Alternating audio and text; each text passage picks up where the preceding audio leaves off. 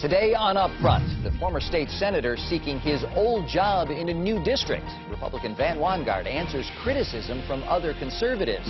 Then, the police lieutenant who hopes to unseat Milwaukee County Sheriff David Clarke Jr. in the August primary.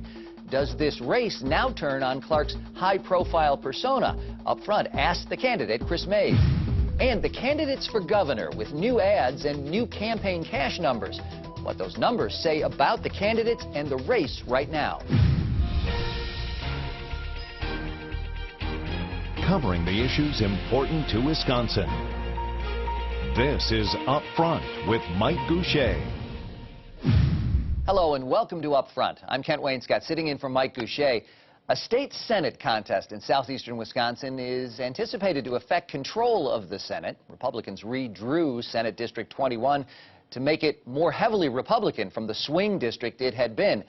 It's now so Republican that the current occupant, Democratic Senator John Lehman, is running for lieutenant governor rather than re-election.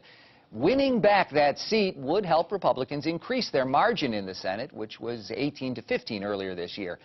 But before the November election, there's an August 12th primary and a battle between two Republicans. Former Senator Van Wanggaard, who held the 21st district seat until he lost it in the 2012 recall election, and Jonathan Stites, an investment banker from Pleasant Prairie.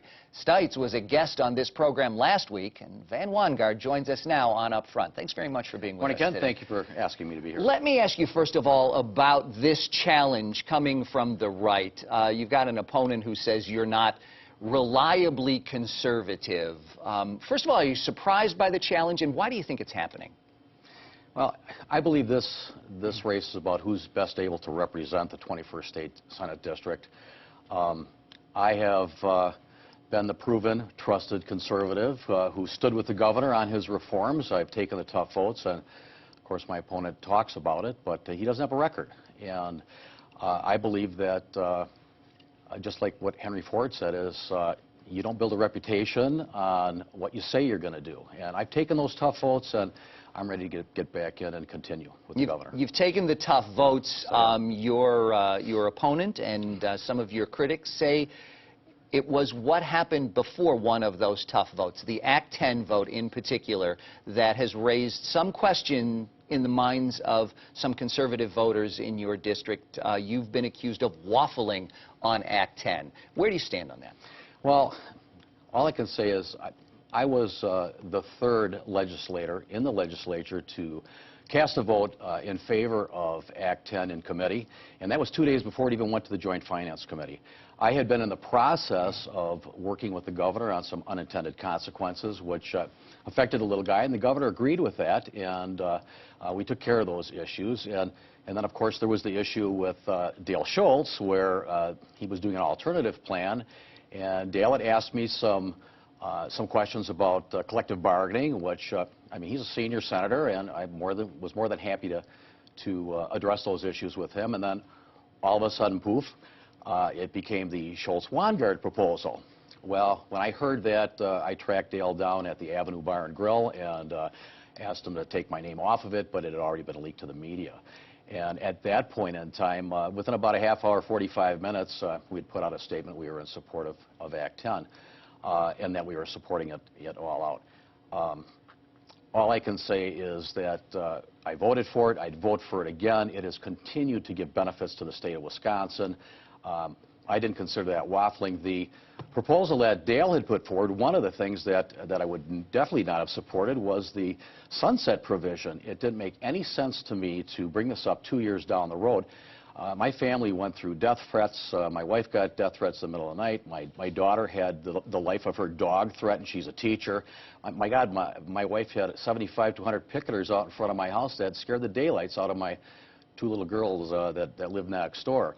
You know, this was not something that I wanted to put the state through or my family through or my friends again. So I'm glad I voted for Act 10. I do it again, and the sky didn't fall, and I'm proud of what we did. Part of the reason, I think, for the challenge in this case, some would say, is the fact that this district has been redrawn in a dramatic way.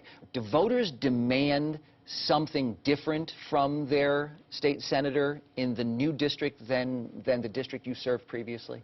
Well, I think what my constituency is looking for is they're looking for somebody that's going to be a problem solver, somebody who's going to go in and have integrity and do what they say they're going to do. I believe in campaigning the way you're going to legislate. I did that. Example being choice, for bringing choice to Racine. These are one of the things that I campaigned on, and school choice is in Racine.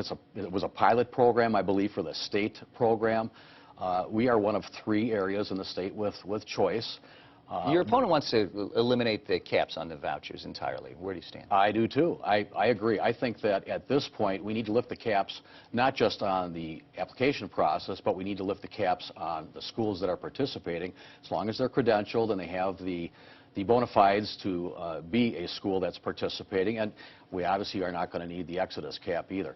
This is about bringing a uniformity, I think, to the choice program too. Right now you cannot go between the Milwaukee Choice Program, or Racine Choice Program, or the state program, Milwaukee, Racine, etc. I think we need to lift the cap statewide, make it a statewide program, have uniformity between them. We need to have better access and a simplified application process. It's crazy when parents can't figure it out, or the administrators of the schools on what is a proper application. One of the key issues in the race, in any election in Wisconsin, obviously, is taxes. Elimination of the state income tax, an idea that's been floated. Where do you stand on that? Well, personally, I think that it should be an all-of-the-above approach. I know that my opponent has talked about just eliminating just the state income tax. That's a $7.5 billion issue. I think we need to have an all-of-the-above approach that deals with property taxes, income taxes, retirement taxes, personal property taxes. The governor came out this past week. We're both on the same page. He agrees. I will make this commitment that I will work with the governor that our property taxes will be lower than in 2016, 2018 than they are in 2010. And I think that's very doable. I will continue to work to reduce the tax burden, and I'll do it without raising the sales tax. My opponent thinks that that's okay, to raise the sales tax and to tax everything that moves, you know, from food to gas to everything else. I don't believe that. Van Wanggaard, thank you very much for being with us. We appreciate it. Our interview with Van Wanggaard continues now on WISN.com, where we're discussing the Kenosha Casino. You'll find up front in the politics section at the top of the homepage. And next, the campaign for Milwaukee County Sheriff. It's a rematch from 2010, but has the incumbent's increasingly high-profile persona become an issue in the race? We'll ask the challenger when Up Front continues. Up Front with Mike Goucher, brought to you by American Transmission Company.